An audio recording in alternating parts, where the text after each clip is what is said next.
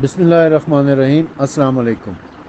یہ ہمارے گروپ کے ایک ساتھی کئی دنوں سے مجھے کہہ رہے تھے کہ سیدہ زینب سلام اللہ علیہا کے بارے میں کچھ گفتگو کی جائے۔ ایکچولی جناب سیدہ زینب سلام اللہ علیہا کی تو پوری زندگی مصائب اور آلام سے بھری پڑی ہے، اور میرے لیے مشکل یہ ہوتی ہے کہ مجھ سے مصائب بیان نہیں ہو پاتے۔ بس خدا نے یہ توفیق مجھے نہیں دے رکھی ہے۔ بہرحال میں کوشش کرتا ہوں کہ ان کی سوانح حیات کے متعلق کچھ آپ کی خدمت میں عرض کر دوں۔ جناب سیدہ زینب سلام اللہ علیہا حضرت علی ابن ابی طالب علیہ السلام اور جناب سیدہ فاطمہ زہرا سلام اللہ علیہا کی دختر تھی، اور آپ کی سب سے بڑی بیٹی تھی۔ امام علی علیہ السلام اور سیدہ فاطمہ زہرا کے 2 بیٹے اور 2 بیٹیاں تھیں۔ سب سے بڑے بیٹے امام حسن علیہ السلام، اس کے بعد امام حسین علیہ السلام، اس کے بعد سیدہ زینب سلام اللہ علیہا، یعنی اولاد میں تیسرے نمبر پر تھیں لیکن بیٹیوں میں سب سے بڑی تھی، اور چوتھے نمبر پر سیدہ ام کلثوم سلام اللہ علیہا ہے۔ آپ جناب محمد مصطفیٰ صلی اللہ علیہ وآلہ وسلم کی سب سے بڑی نواسی ہیں۔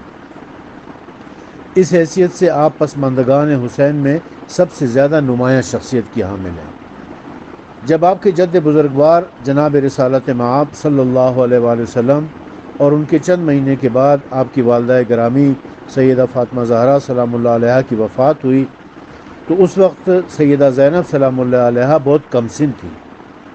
ان کے بعد آپ کے والد ماجد حضرت علی ابن ابی طالب علیہ السلام کے زیر سایہ آپ نے تربیت پائی ہے، اور حضرت کی شادی یعنی سیدہ زینب سلام اللہ علیہا کی شادی آپ کے علی علیہ السلام کے حقیقی بھتیجے حضرت عبداللہ ابن جعفر طیار کے ساتھ ہوئی ہے، اور ان سے آپ کے 2 بیٹے تھے، اون اور محمد۔ اون اور محمد یہ دونوں بیٹے آپ کے کربلا میں شہید ہوئے تھے۔ حضرت علی علیہ السلام کی محبت اور شفقت کے لحاظ سے سیدہ زینب سلام اللہ علیہا کے ساتھ تقریباً امام حسن اور امام حسین کے برابر کا ہی برتاؤ کیا کرتے تھے۔ چنانچہ اپنی شہادت سے قبل ماہ رمضان میں آپ نے افطار کے دنوں کو جو اپنی اولاد میں تقسیم فرمایا تھا، وہ اس طرح کہ ایک رات امام حسن کے ہاں افطار فرماتے، ایک رات امام حسین کے ہاں افطار فرماتے، ایک رات عبداللہ ابن جعفر طیار کے مکان پر یعنی اپنی صاحبزادی سیدہ زینب سلام اللہ علیہا کے گھر میں افطار فرمایا تھا۔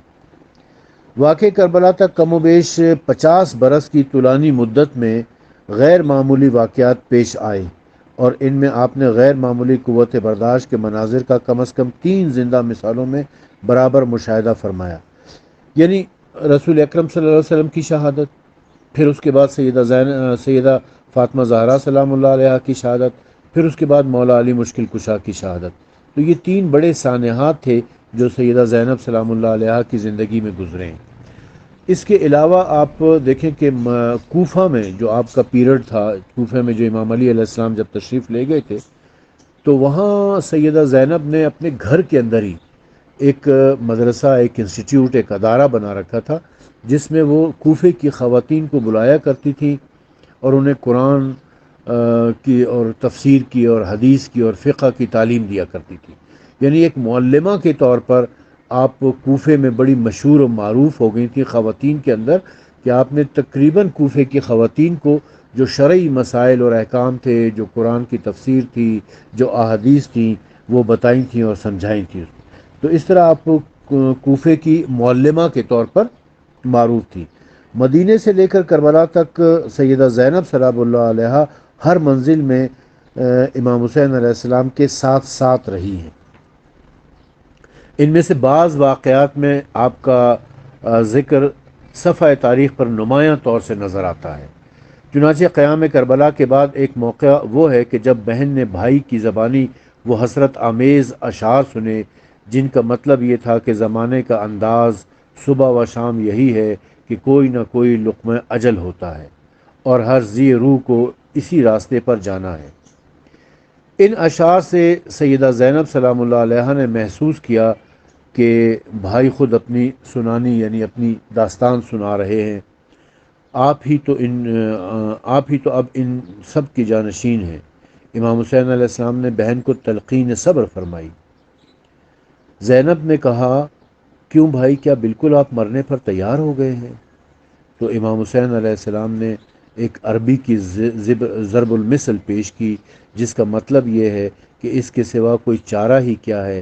یہ سن کر سیدہ زینب سلام اللہ علیہا کی بے چینی اور بڑھی، اور کہا کہ ہائے غضب، اس کا مطلب یہ ہے کہ آپ کو زبردستی ہم سے چھین لیا جائے گا۔ یہ کہہ کر اپنے منہ پر تماچے مارے اور گریبان چاک کیا، اور اتنا روئیں کہ بے ہوش ہو گئی۔ امام حسین علیہ السلام نے اپنی بہن کو لے جا کر امام زین العابدین علیہ السلام کے پاس بٹھایا اور انہیں تنبیہ کی کہ وہ امام زین العابدین کی تیمارداری کریں، جو اس وقت بہت زیادہ بیمار تھے، اتنے بیمار ہو گئے تھے کہ وہ بستر سے ہل بھی نہیں سک رہے تھے، تاکہ پھوپھی بھتیجے کی تیمارداری میں مصروف ہو جائیں اور ان کی توجہ میدان کربلا میں ہونے والے واقعات کی طرف نہ ہو سکے۔ پھر 9 محرم کے عصر کو جب دشمن کی فوج نے حملہ کیا تو جناب زینب سلام اللہ علیہا ہی تھی جنہوں نے پاس آ کر امام حسین کو اس صورتحال کی طرف متوجہ کیا تھا۔ روز عاشور جب امام رخصت کے لیے تشریف لائے تو آپ نے سیدہ زینب سلام اللہ علیہا سے وہ پیراہن لے کر پہنا جو جا بجا چاک کر لیا تھا، جو سیدہ فاطمہ زہرا سلام اللہ علیہا نے خاص طور پر اپنے ہاتھوں سے سیا تھا اور امام حسین علیہ السلام کے لیے تھا۔ وہ پیراہن لے کر اسے آپ نے مختلف جگہ سے چاک کیا تاکہ دشمن لوٹنے کے وقت بوسیدہ ہونے کی وجہ سے شاید اس پیراہن کو نہ لیں اور آپ کی لاش کو برہنہ نہ کریں۔ اس کے بعد زینب کبریٰ سلام اللہ علیہا کی آنکھوں کے سامنے وہ مناظر پیش آئے جن کا تصور بھی لرزہ برندام کرنے کے لیے کافی تھا۔ بھائی کی شہادت، خیموں کی لوٹ اور پھر آتش زدگی اور اس کے بعد اسیری، ان تمام مراحل کو جناب سیدہ زینب سلام اللہ علیہا نے ضبط و صبر کے ساتھ طے کیا۔ 11 محرم کی صبح جب پسماندگان حسین قیدی بنائے جا چکے اور لوٹا ہوا قافلہ کوفے کی طرف روانہ کیا گیا تو قتل گاہ سے ہو کر گزرا کہ جہاں افواج یزید کے مقتولین کو دفن کیے جانے کے بعد شہدائے رائے خدا کی لاشیں بے غسل و کفن، خاک و خون میں آلودہ چھوڑ دی گئی تھیں۔ اس جگر خراش منظر سے بیمار ناتواں امام زین العابدین علیہ السلام کا وہ عالم ہوا کہ جسے دیکھ کر جناب زینب بیتاب ہو گئی اور دریافت کیا کہ اے یادگار رفتگان، یہ تمہاری کیا حالت ہے؟ روح تمہارے جسم سے پرواز کیا چاہتی ہے۔ بھتیجے نے جواب دیا، اے پھوپھی، اس منظر کو دیکھ کر کس طرح برداشت کروں کہ میرے پدر بزرگوار اور میرے چچا اور میرے بھائی غرض کے تمام عزیز اور اقارب کو دیکھ رہا ہوں کہ سب کے سب اس میدان میں اپنے خون میں نہائے بے دفن و بے کفن پڑے ہیں، اور ان کا کوئی نگران ہے نہ پرسان ہے۔ اس نازک موقع پر جناب زینب سلام اللہ علیہا ہی کا کام تھا کہ انہوں نے امام زین العابدین کو تسلی اور دلاسا دیا۔ اس کے بعد کوفے کا بازار، حالانکہ اس سے پہلے آپ نے کسی مجمع میں کوئی تقریر نہ کی تھی، مگر جب آپ نے ماحول کے انتہائی خلاف ہونے کے باوجود تقریر شروع کی تو جتنا مجمع آپ کے حد نظر میں تھا، آپ کے ایک ایک اشارے پر خاموش ہو گیا۔ اس تقریر میں آپ نے اندوناک حالات کا تذکرہ نہیں کیا کہ ہم پر کربلا میں کیا گزری ہے، اور نہ اس بنا پر ان سے کسی رحم و کرم کی التجا کی، بلکہ ان کی بدعمالیوں پر سیر حاصل تبصرہ فرماتے ہوئے ان کو اپنے نفوس کا جائزہ لینے اور ان کے متعلق خود فیصلہ کر لینے کی طرف متوجہ کیا۔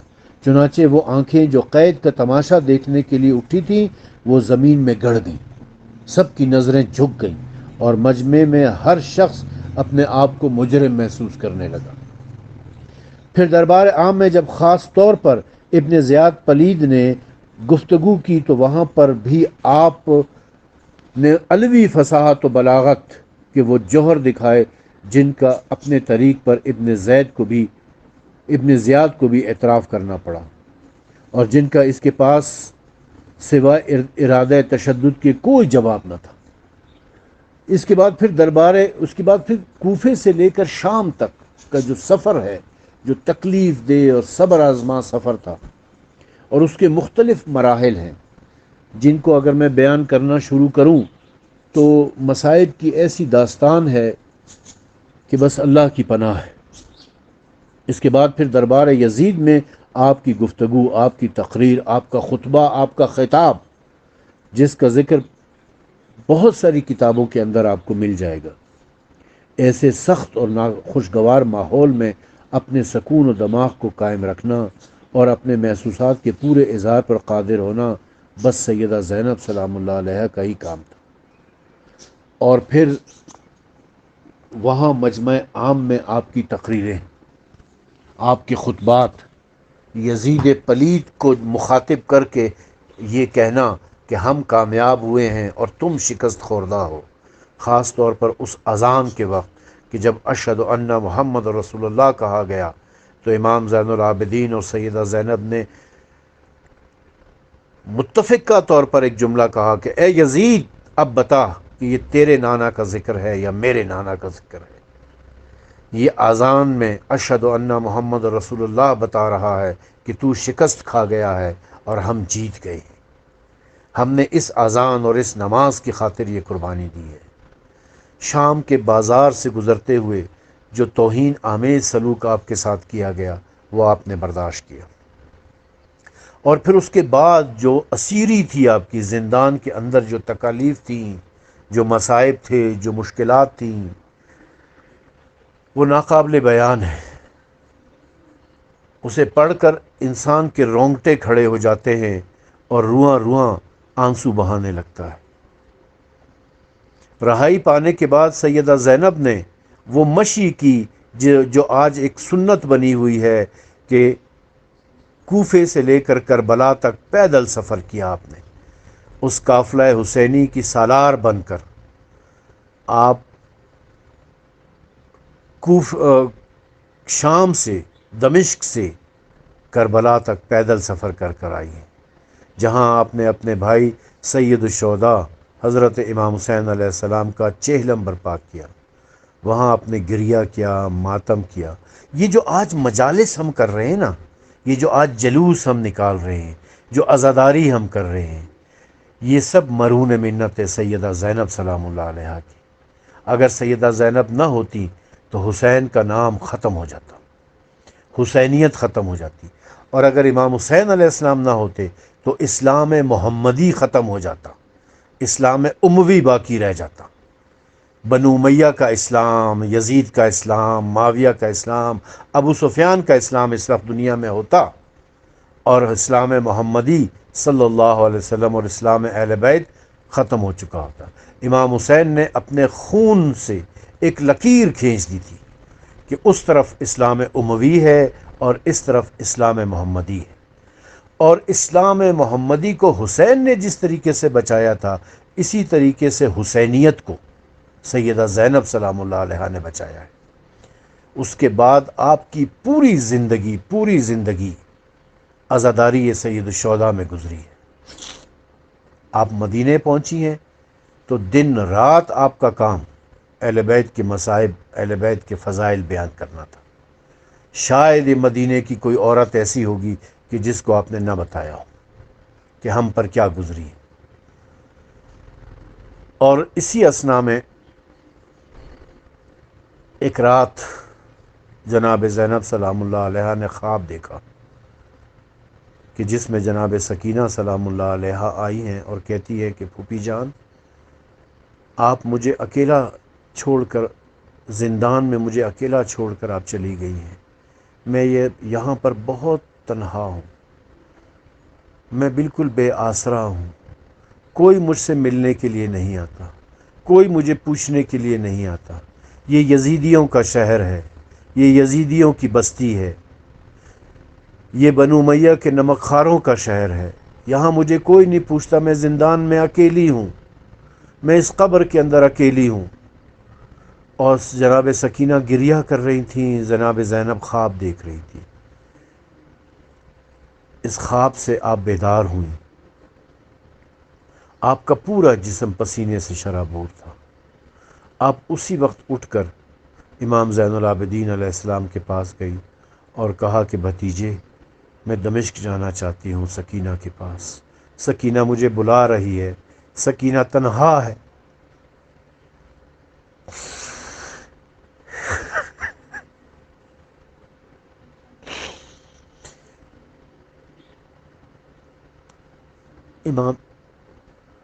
امام زین العابدین علیہ السلام نے آپ کے لیے سواری کا بندوبست کیا اور بنی ہاشم کے کچھ جوانوں کے ساتھ اور بنی ہاشم کی کچھ خواتین کے ساتھ آپ کو دمشق روانہ کیا۔ دمشق پہنچ کر آپ سیدھا سیدہ سکینہ سلام اللہ علیہا کی قبر پہ گئی، اور وہاں پھر آپ نے ایک مکان کرائے پر حاصل کیا، اور اپنی روایت کے مطابق آپ نے شام میں دمشق میں عزاداری شروع کی۔ آپ خواتین کو بلاتی تھیں اور خواتین کے سامنے اپنے فضائل، اہل بیت کے فضائل اور اہل بیت کے مصائب بیان کرتی تھی۔ وہ خواتین اپنے گھروں میں جاتی تھی، اپنے مردوں کو بتاتی تھی، اور یہ سلسلہ جب طویل ہوتا گیا تو لوگوں کی ذہن سازی ہونے لگی۔ لوگ یزید تو مر چکا تھا اس وقت، لیکن بنو امیہ کے حکمران تو تھے جن کا ظلم و جبر موجود تھا، اور وہ بنو امیہ کے خلاف ایک لاوا پکنے لگا۔ لوگوں میں چیمی گوئیاں شروع ہو گئی کہ بنو امیہ کے حکمرانوں نے، یزید پلید نے اولاد رسول کے اوپر ظلم کیا ہے۔ جب یہ خبریں حکمرانوں تک پہنچی تو حکمرانوں نے محسوس کیا کہ اگر سیدہ زینب مزید کچھ عرصے دمشق میں رہیں تو ہو سکتا ہے کہ ہمارا تختہ الٹ دیا جائے، عوام ہم سے اتنے متنفر ہو جائیں، عوام کے دلوں میں ہمارے لیے نفرت پیدا ہو جائے اور عوام ہمارے خلاف بغاوت کر بیٹھے۔